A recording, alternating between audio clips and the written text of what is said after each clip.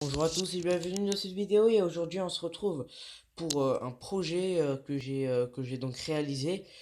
Construction d'un PC gaming, un PC très puissant. Donc c'est un PC que à la base que j'avais trouvé, enfin que j'avais pas trouvé dans les poubelles. Bon, avant de ouvrir le PC et de vous montrer qu'est-ce que j'ai fait, parce que j'ai fait quand même quelques trucs. Alors en fait, c'était un mec qui est en train de jeter ce gros PC. Alors là, bien sûr, j'ai pas pu. Enfin, c'était il y a très très longtemps, vous savez, c'était peut-être un an. Ça fait un an qu'il est là, qui a eu un grand stand-by. J'ai rien fait dessus. Ça fait presque un an, je crois, ouais, un an, même 2 ans. Ça fait super longtemps que j'ai ce PC qui traîne ici. Et en fait, c'était un mec qui le jetait et il disait. Je disais ouais monsieur, ouais ça m'intéresse ce PC, pourquoi vous le jetez en fait? Il me dit parce qu'en fait l'alimentation était morte et l'alimentation, devinez c'était laquelle? Oui, donc l'alimentation c'était une Antec 520 qui a grillé tout simplement. Et ouais, ces alimentations nulles, à pourrissime, c'est vraiment n'importe quoi. C'est un Antec, faut vraiment pas faire confiance, hein, parce que déjà celle-là elle est grillée. Donc d'ailleurs j'ai utilisé ces câbles pour faire quelques trucs. Mais franchement, n'achetez pas un Antec, hein, n'achetez pas un Antec, c'est pourri. Revenons à nos oignons. Donc, bah, tout simplement, le mec m'a dit, ouais, j'ai ce PC là. Donc, il est parti. J'ai dit, ouais, je veux bien le prendre. Ensuite, il est venu, il m'a dit, ok, bah, attends-moi. Je suis monté avec lui dans le bâtiment. Et il m'a donné tout simplement une carte graphique. Et il m'a donné un ventilateur de boîtier. Par contre, il a oublié de me donner les barrettes de RAM. Ce que j'avais totalement oublié. Parce qu'en fait, après que je lui avais demandé, il les avait vendues. Et j'ai pas non plus l'alimentation, c'est bon, elle est grillée. J'avais juste besoin des barrettes de RAM et l'alimentation, mais bon, c'est pas grave. Alors, on va ouvrir tout simplement ce PC là. J'ai fait beaucoup de bricolage sur ce PC. Il y aura vous voyez, comme c'est pratiquement vide, c'est normal, mais vous inquiétez pas quand l'alimentation va venir, il y aura tout un tas de bordel là, ça sera n'importe quoi, vous allez voir. Donc, une carte graphique GTX GeForce GTX 570 qui est assez ancienne pour moi, parce que bah, maintenant il y a la GTX 980 qui est sortie, donc bah ouais, ça fait assez ancien. Alors un disque dur Samsung 500 Go qui sera mon disque dur principal, et un disque dur que je sais pas je sais pas du tout c'est quoi la marque. Ah oui, un disque dur Seagate de 80 Go. Bref, voilà, et qui est tombé par terre, lol. Bien sûr, je n'ai pas et je avais aussi oublié de lui demander les attaches pour les disques durs, mais ce truc là je me suis rendu compte après qu'il n'y avait pas les attaches du disque dur tout simplement. Ici j'ai deux lecteurs DVD que j'ai mis en place. Donc un lecteur DVD, il n'y a pas écrit la marque, bon c'est pas grave. Bien sûr là j'ai commencé à faire les câblages. Par contre il y a une petite particularité que j'ai pas trop aimé. Ah, alors, attendez, ça c'est le disque dur qui... Ah là là, attendez. Voilà, bref. Qu'est-ce que je disais? Ce PC a une particularité que j'ai pas trop aimé, c'est que le Serial ATA est présenté comme ça, donc il est comme ça. Vous voyez, comme les prises sont, il est comme ça. Alors que normalement, il devrait être debout, comme cette prise-là. Mais non, il est comme ça, sur le côté. Donc ça, j'ai pas trop aimé, vu que c'est une vraie galère à mettre les prises là-dedans, là. Mais bon, j'ai presque tout fait, hein. Il y a que du Serial ATA, il y a pas de prise EDE, évidemment.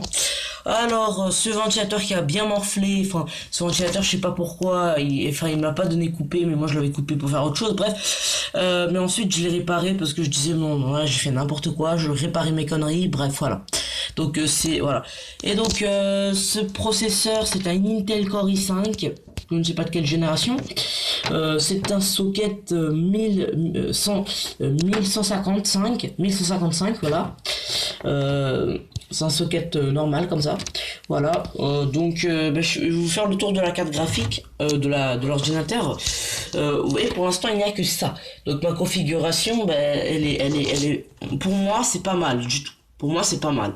Vous allez me dire ouais mais ça commence à dater, c'est vieille chose, mais non. Au moins je vais faire un PC qui sera beaucoup plus puissant que le PC que j'utilise d'ailleurs.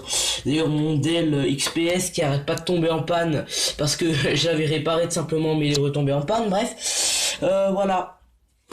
Voilà, donc ah oui, donc d'ailleurs je vais vous montrer tous les ventilateurs. Donc le ventilateur du processeur, le ventilateur du boîtier arrière, que d'ailleurs j'ai pris les vis d'une alimentation parce que j'en avais pas, qui est bien rentré là, donc vous voyez qu'il il est bien serré, il bouge pas. Et le boîtier bouge quand j'essaie de le prendre. Et là, un gros ventilateur que moi je trouve qui est plutôt bien placé pour refroidir les disques durs. Vous voyez ici. Et là, nous avons la façade. Alors ça, c'était dans lequel était enveloppée la carte graphique. J'ai décidé de le mettre là-dessus parce que quelqu'un a retiré vous voyez les petites grilles là pour que la poussière évite de rentrer. Mais je les ai plus. D'ailleurs là, je sais pas si vous avez remarqué, mais il manque un truc lock open comme ça. Mais bon, c'est mon deux lecteurs DVD, ça me suffit énormément. Voilà. Donc bah je pense que j'ai plus rien de spécial à vous dire. Alors je vais vous montrer un peu la façade parce que c'est le truc que je montre le moins souvent quand je présente un PC. Donc non, j'ai d'autres trucs à vous montrer aussi. Deux ports USB, un port eSATA, un port pour la prise casque, un bouton redémarrer sans redémarrer mais brusquement par exemple, et un port et un bouton pour éteindre. Voilà, un bouton on-off on va dire. Donc maintenant nous allons, je vais vous montrer la façade.